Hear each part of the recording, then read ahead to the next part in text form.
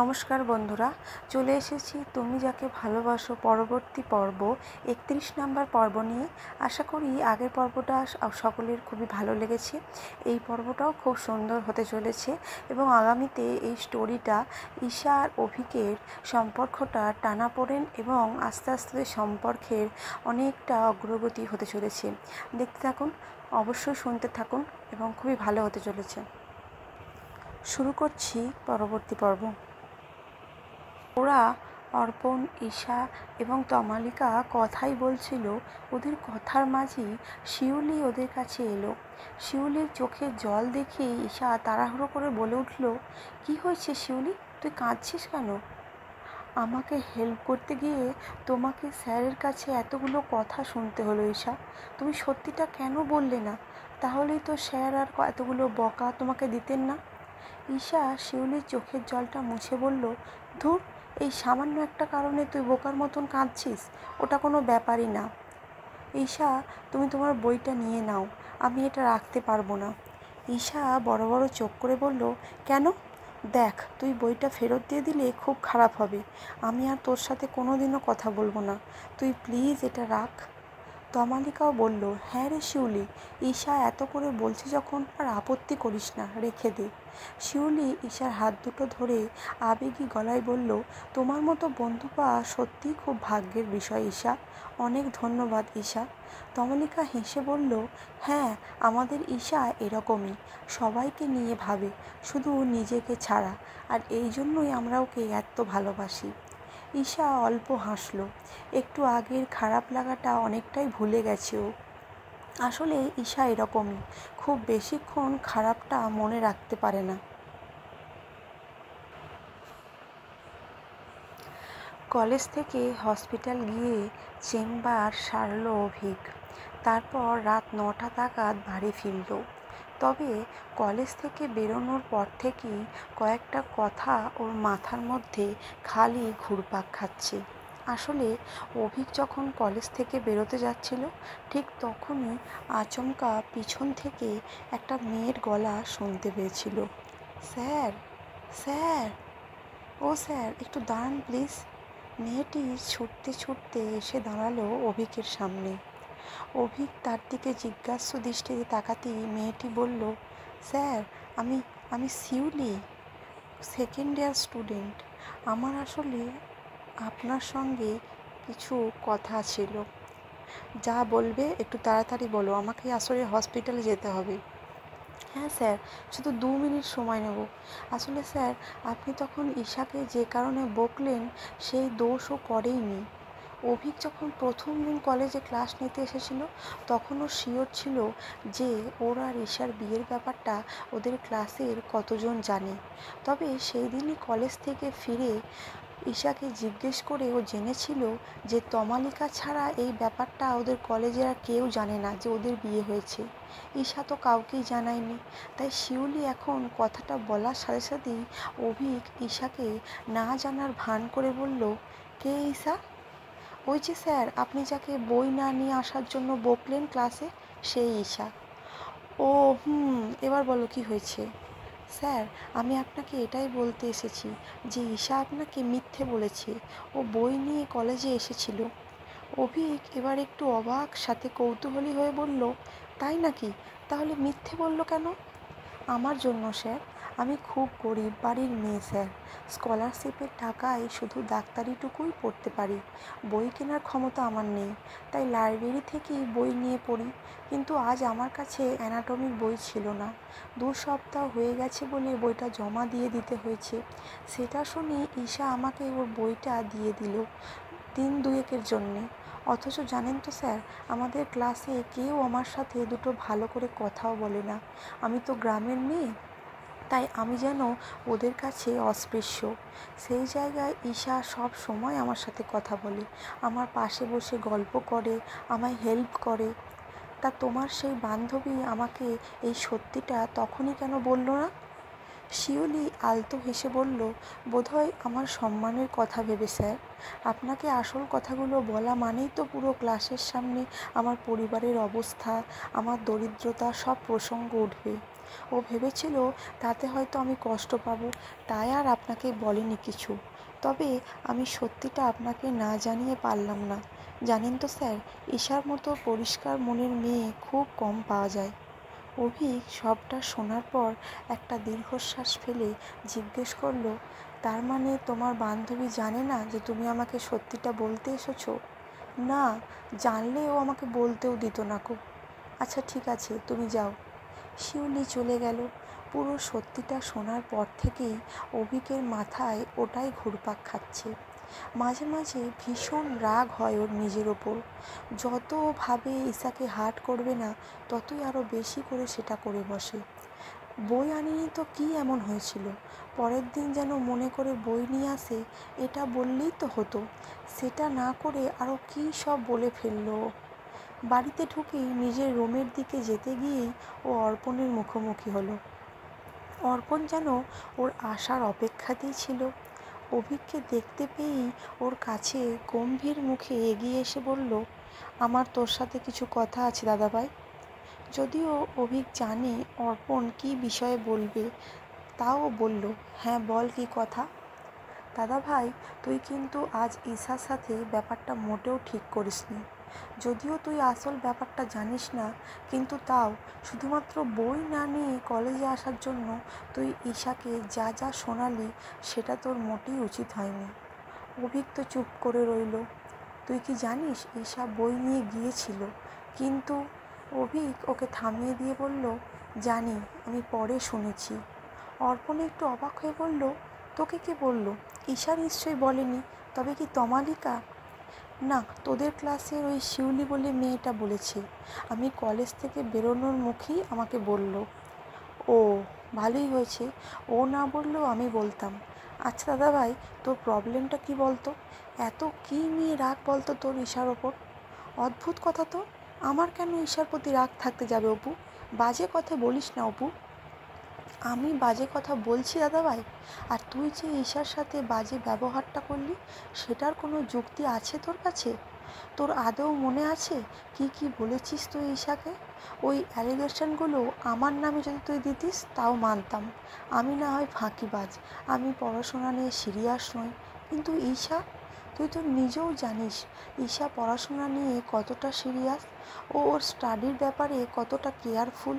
দায়িত্ব নিতে পড়েও। কলেজের সব প্রফেসররা কত স্নেহ করে ওকে। আর ওকেই কি না তুই বললি যে পড়াশোনার ইচ্ছে না থাকলে করো না, ফাঁকা ব্যাগ নিয়ে কলেজে আসার দরকার নেই। আরও কত কি। কোনো মানে হয় এগুলোর?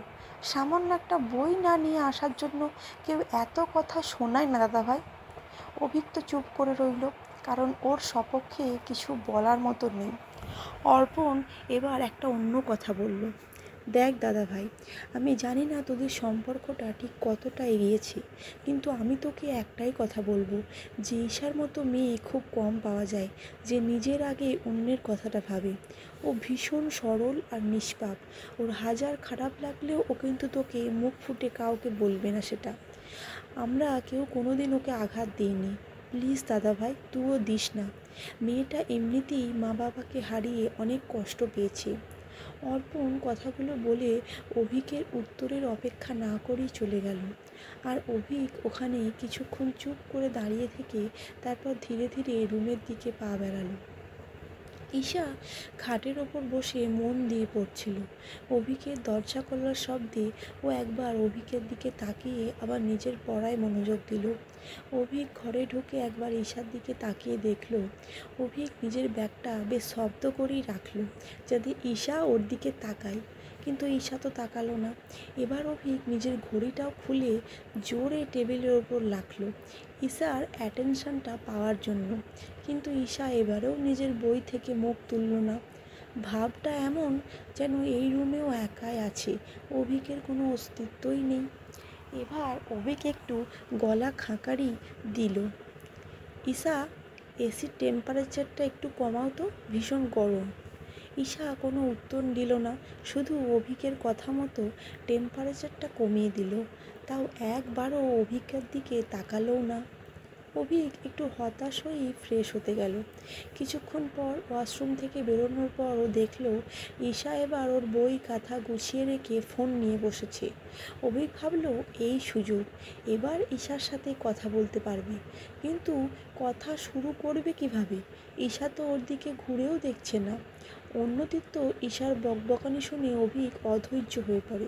কিন্তু আজ এত চেষ্টা করেও ওর মুখ দিয়ে একটা শব্দও বার করতে পারছে না। অভি কী দিয়ে কথা শুরু করবে ভাবতে লাগলো। তারপর অনেক ভাবার পর যখন বলার চেষ্টা করলো, তখনই ওদের ডিনারের জন্য ডাক পড়লো। আর ঈশা সাথে সাথেই নিচে চলে গেল। অভিক ব্যর্থভাবে টেবিলের ওপর আলতো আঘাত করলো। নিচে এসে ডিনার টেবিলে বসতে বসতে অভিক যেটা দেখলো সেটা দেখেও আরও অবাক হলো। ঈশা সকলের সাথে হেসে হেসে গল্প করছে। তার মানে একটু আগের ওই ব্যবহারটা শুধুমাত্র অভিকের ক্ষেত্রেই প্রযোজ্য। অভিক একটা দীর্ঘশ্বাস ফেলল। ব্যাপারটা যতটা সহজ ভেবেছিল ততটা সহজ বোধহয় হবে না। এতদিনও ঈশাকে বকেছে, রাগ দেখিয়েছে, কিন্তু এবার ঈশা ওকে রাগ দেখাচ্ছে। আর অভিক এর আগে কোনোদিনও কোনো মেয়ের রাগ ভাঙায়নি, কারণ রূপসার সাথে ওর কখনো রাগারাগি হয়নি। সেই সময়টাই পেত না ওরা। অভিকের আগেই ঈশা ডিনার শেষ করে রুমে চলে গেল। অভিক আর অর্পণ খাওয়া শেষ করে একসাথে দোতলায় যেতে যেতে অর্পণ বলল, কিরে, ঈশার সাথে কথা বললি? অভি বিরক্ত হয়ে বলল, ধুর, কি বলবো, মহারানী কথাই বলছে না আমার সাথে। হ্যাঁ, সেটাই তো স্বাভাবিক, তুই যা ব্যবহার করেছিস ওর সাথে। তাহলে আমি এখন কি করবোটা কি অপু? অর্পণ একটু ভেবে অভিককে জিজ্ঞেস করলো, ঈশা কি পছন্দ করে জানিস? কি না, জানি না। দাদা ভাই, তুই এটাও জানিস না? জিজ্ঞাসা করিসনি কোনো দিন? অদ্ভুত। আরে কথা না শুনিয়ে কি করব সেটা বল না অপু। একটু দাঁড়া, আমি এক্ষুনি আসছি। অর্পণ অভিককে দাঁড় করিয়ে দিয়ে আবার নিচে গেল। তারপর কিছুক্ষণ পরেই হাতে একটা ক্যাডবেরি সেলিব্রেশনের প্যাকেট নিয়ে ঘুরে এলো। সেটা অভিকের হাতে দিয়ে বলল, এটা ধর। অভিক প্যাকেটটা হাতে নিয়ে বলল, এটা নিয়ে কি করব? আরে, ঈশার চকলেট ভীষণ পছন্দ, এটা ওকে দিয়ে দে, বলবি তুই কিনে এনেছিস। তুই এটা কোথায় পেলি? আরে, ফ্রিজে ছিল। এবার বেশি প্রশ্ন না করে রুমে যা, নাহলে দেখবি ঈশা ঘুমিয়ে পড়েছে। অভিক এগোতে যাচ্ছিল, তখনই অর্পণ আর একবার ডেকে বলল, আর শোন, ঈশার খুব নরম মন, ও খুব বেশিক্ষণ কারোর ওপর রাগ করে থাকতেই পারে না। সো অল দ্য বেস্ট দাদা ভাই। অভিক অল্প ঘাড় নেড়ে নিজের রুমে চলে গেল। এসে দেখলো ঈশা নেই। ও বুঝলো ঈশা ওর স্টাডি রুমে। আসলে বিয়ের পর ঈশার আগের রুমটা ওর স্টাডি রুম হয়ে গেছে। যেদিন যেদিন ঈশার রাত জেগে পড়ার ব্যাপার থাকে সেদিন সেদিনই ও ওই রুমে চলে যায়, যাতে অভিকের ঘুমের ব্যাঘাত না ঘটে। আর পড়া হয়ে গেলে ওখানেই ঘুমিয়ে যায়। আজও তেমনই গেছে। অভিক আর দেরি না করে ঈশার স্টাডি রুমেই গেল। দরজা খোলাই ছিল, তাই অভিক নক করতেই ঈশা মুখ তুলে ওর দিকে তাকালো, কিন্তু কিছু না বলে আবার নিজের কাজে মন দিল। অভিক গুটি গুটি পায়ে ঈশার সামনে এসে দাঁড়ালো। তারপর একটু গলা খাকরানি দিয়ে বলল, কিন্তু ঈশার কাছ থেকে কোনো রেসপন্সই পেল না। এবার অভিক একটা দীর্ঘশ্বাস ফেলে ঈশাকে সরাসরি জিজ্ঞেস করলো, কত দেরি হবে তোমার? মানে কতক্ষণ ধরে পড়বে আজ? ঈশা অভিকের দিকে না তাকিয়ে গম্ভীরভাবে উত্তর দিল, জানি না, বলতে পারবো না, আমি ঘড়ি দেখে পড়াশোনা করি না। ঈশার উত্তরে অভিক তো একদম দমে গেল। এবার ঠিক কী বলে কথা শুরু করা যায় সেটাই ভাবতে লাগলো অভিক। তারপর বলল, পড়াশোনা কেমন চলছে তোমার? এবার ঈশা অভিকের দিকে মুখ তুলে তাকালো। তারপর সাথে সাথেই উত্তর দিল, আমার মতো ফাঁকিবাজ মেয়ের পড়াশোনা আবার কেমন চলবে অভিকদা? এমনিতেই আমি পড়ার ব্যাপারে সিরিয়াস নয়, জাস্ট ফাঁকা ব্যাগ নিয়ে কলেজ চলে যায় আড্ডা মারতে। অভিক বুঝল ঈশা প্রত্যেকটা কথা ওকেই ঠেস মেরে বলছে। অভিক এবার সরাসরি ওই প্রসঙ্গে এলো, দেখো ঈশা, আমি পড়াশোনার ব্যাপারে গাফিলতি একদমই পছন্দ করি না, তাই তোমাকে ওভাবে বকাবকি করেছিলাম। তোমার জায়গায় অন্য স্টুডেন্ট হলেও আমি তাই করতাম। ঈশা শান্ত গলায় বলল, আমি তো তার জন্য তোমার কাছ থেকে কৈফিয়ত চাইনি অভিকদা। তোমার যা ভালো মনে হয়েছে তুমি তাই করেছো। কলেজের ব্যাপার কলেজেই তো মিটে গেছে। ঈশা, আমি তোমায় সরি বলতে এসেছি। ঈশা এবার একটু অবাক হয়ে অভিকের দিকে তাকালো। সরি? কেন? আমি আজ একটু বেশিই রুড বিহেভ করেছি, যেটা আমার উচিত হয়নি। আর আমি তো আসল সত্যিটাও জানতাম না। আমি জানতাম না যে তুমি অন্য একজনকে বই দিয়ে হেল্প করেছো। এবার ঈশা আরও একটু অবাক হলো। তোমায় এ কথা কে বললো? অপু? না, তোমার বান্ধবী শিউলি। শিউলি? কখন? আমি কলেজ থেকে বেরোনোর সময় বলল। ঈশা বলল, ও, তাহলে ওর কথা শুনেই তোমার মনে হলো যে তুমি আমার সাথে খুব রুড বিহেভ করেছো, তাই তো? এর কোনো উত্তর নেই অভিকের কাছে, কারণ সত্যিটা তো এটাই যে শিউলি সত্যিটা বলার আগে পর্যন্ত ও মোটেই অনুতপ্ত ছিল না। অভিকের নিস্তব্ধতায় ঈশা ওর উত্তর পেয়ে গেল। তাই ও বলল, আমি তো তোমায় বললাম অভিকদা, তোমার যেটা ঠিক মনে হয়েছে তুমি সেটাই বলেছো, তাহলে এতে আর সরির কী আছে? ঈশা, আমি জানি তুমি আমার ওপর রেগে আছো, আর হয়তো সেটাই স্বাভাবিক। তুমি আমার স্টুডেন্ট হওয়ার সাথে সাথে আমার ওয়াইফও, তাই তোমার সাথে এরকম বিহেভ করা আমার উচিত। অভিকের কথার মাঝখানে ঈশা থামিয়ে দিয়ে বলে উঠল, দাঁড়াও অভিকদা, আমাদের রিসেপশনের দিনই তুমি আমায় বলে দিয়েছিলে যে আমার শুধু বাইরের লোকের কাছেই হাজব্যান্ড ওয়াইফ। সেই কথাটা কিন্তু আমি ভুলিনি। তাই আমি তোমার ওয়াইফ বলে তুমি আমায় কনসিডার করবে, এই আশা আমি তোমার কাছ থেকে কোনোদিনই করি না। কলেজে আমি তোমার স্টুডেন্ট, আর তুমি আমার সাথে একটা স্টুডেন্টের মতনই বিহেভ করেছো। ঈশার কথা শুনে অভিক কিছুক্ষণ স্তম্ভিত হয়ে রইল, যেন ঈশার কাছ থেকে এ ধরনের কথা অভিক আগে কোনোদিনও শোনেনি। ঈশা যে এভাবে বলতে পারে ও সেটা ভাবিওনি। তবে অভিক এটা শুনে নিশ্চিত হলো যে ঋতব্রত যে পসিবিলিটির কথা বলছিল সেটা সম্পূর্ণ ভুল। ঈশা আলাদা করে ওকে নিয়ে কিছুই ভাবে না।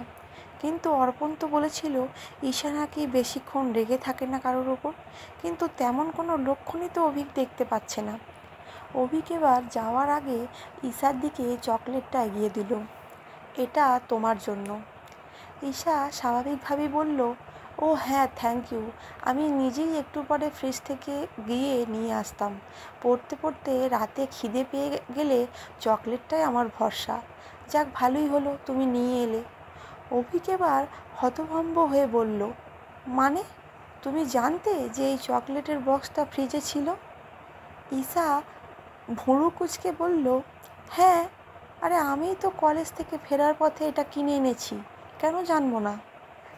এবার তো অভিকের অর্পণের মাথাটা একদম ফাটাতে ইচ্ছে করছে। অর্পণ বলেছিল ঈশাকে বলতে যে এই চকলেটটা ও নিজে নাকি ঈশার জন্য কিনে এনেছে, অথচ এই চকলেটটা ঈশা নিজেই কিনে এনেছে খাবে বলে। ভাগ্যিস অভিক মিথ্যে বলার আগেই সত্যিটা জানতে পারলো। ইস, না হলে এরকম একটা মিথ্যে বললে কি কেলেঙ্কারিটাই না হতো এক্ষুনি। অর্পণ তো পুরো কেস খাওয়াতো আমাকে। অভিক বেরিয়ে এলো ঈশার স্টাডি রুম থেকে। আপাতত ঈশার রাগ ভাঙানোর কোনো আইডিয়া ওর কাছে আর নেই, তাই অপেক্ষা করা ছাড়া আর কোনো উপায় নেই। আজকের পর্বটা এখানেই শেষ করছি। মান অভিমানের পর্ব তো শুরু হয়েই গেল। আস্তে আস্তে এই মান অভিমান থেকে দুজনে ভালোবাসার পথে এগোতে পারে কি না দেখা যাক আগামীতে কি হয়। খুব সুন্দর হতে চলেছে, শুনতে থাকুন। অবশ্যই পরবর্তী পর্ব নিয়ে খুব তাড়াতাড়ি আসবো। ধন্যবাদ।